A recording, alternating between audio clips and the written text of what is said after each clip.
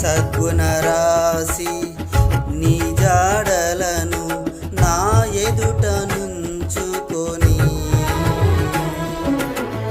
గడిచిన కాలం సాగిన పయనం నీ కృపకు సంకేతమే.